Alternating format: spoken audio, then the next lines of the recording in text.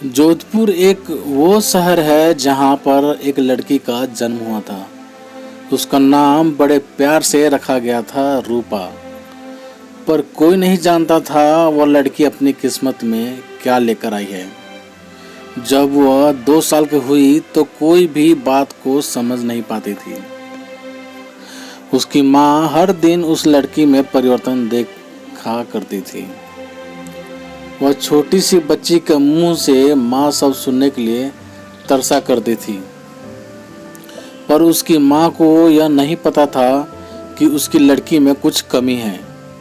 एक दिन अचानक से उस लड़की को दौरे पड़े और वह जमीन पर छटपटाने लगी।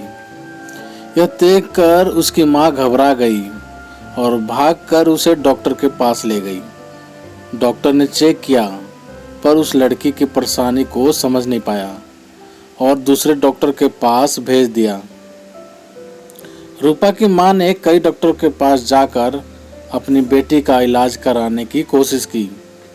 सभी डॉक्टर यह बात समझ नहीं पाए कि लड़की को क्या हुआ है।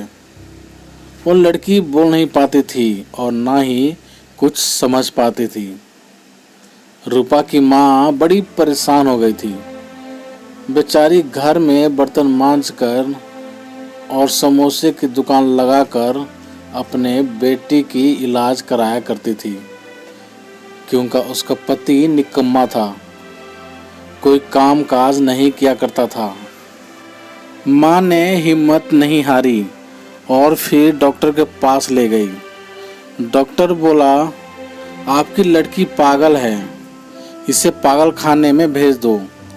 माँ डॉक्टर पर गुस्सा होकर बोली, डॉक्टर साहब मेरी लड़की पागल नहीं है, और फिर वहाँ से घर चली आई।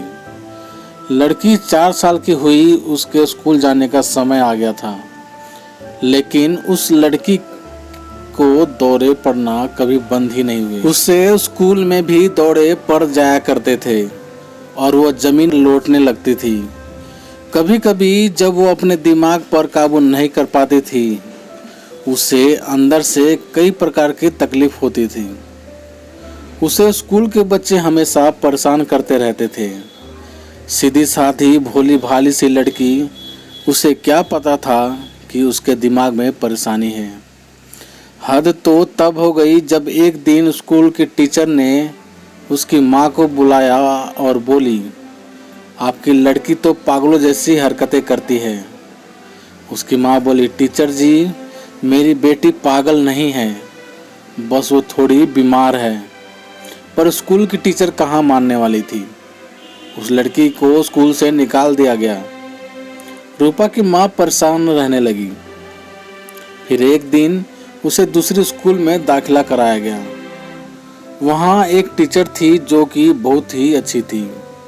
उसने उस लड़की को पढ़ाने की जिम्मेदारी अपने ऊपर ले ली। कुछ समय बाद रूपा की माँ को एक नामी डॉक्टर का पता चला। वह अपनी बच्ची को उस डॉक्टर के पास ले गई। डॉक्टर ने चेक किया और बताया कि आपकी लड़की पागल नहीं है। नाम बताओ उस डॉक्टर का जिसने इस लड़की को पागल कहा है। मैं इसे ठीक करूँगा। बस इसके पेट में एक पटार है जो धीरे धीरे इसके दिमाग में चढ़ने की कोशिश कर रही है, जिसकी वजह से इसको दौरे आते हैं।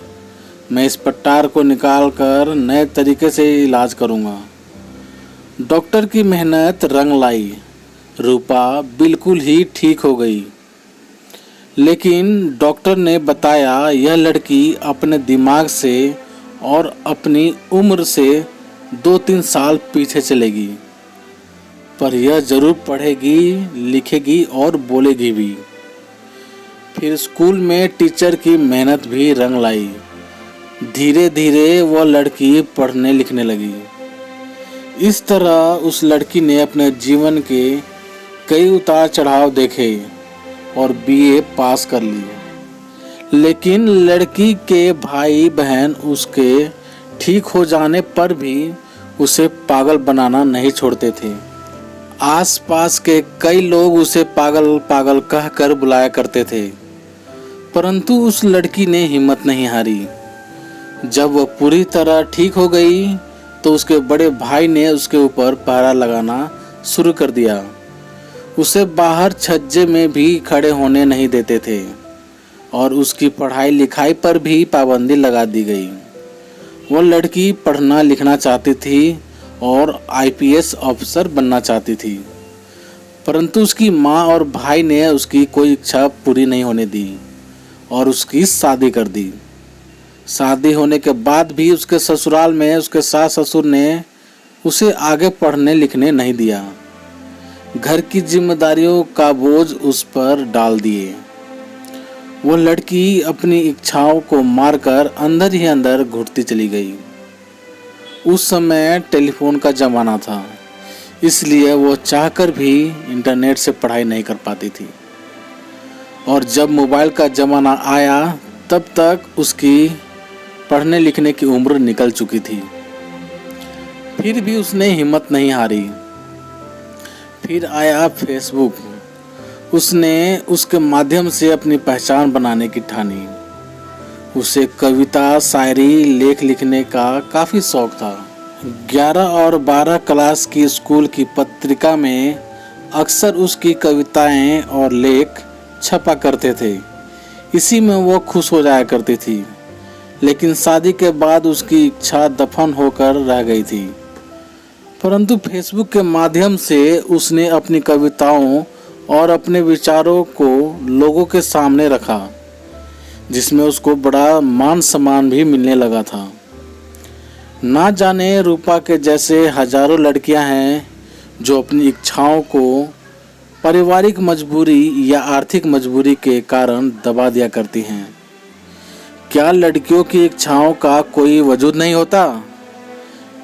क्या लड़की की इच्छा का इस तरह अंत किया जाना ठीक है?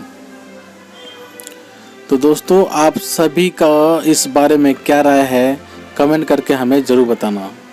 यदि कहानी आप सभी को पसंद आई हो तो लाइक करना, शेयर करना और हमारे चैनल पर नए हो तो चैनल को सब्सक्राइब भी ज़रूर कर लेना।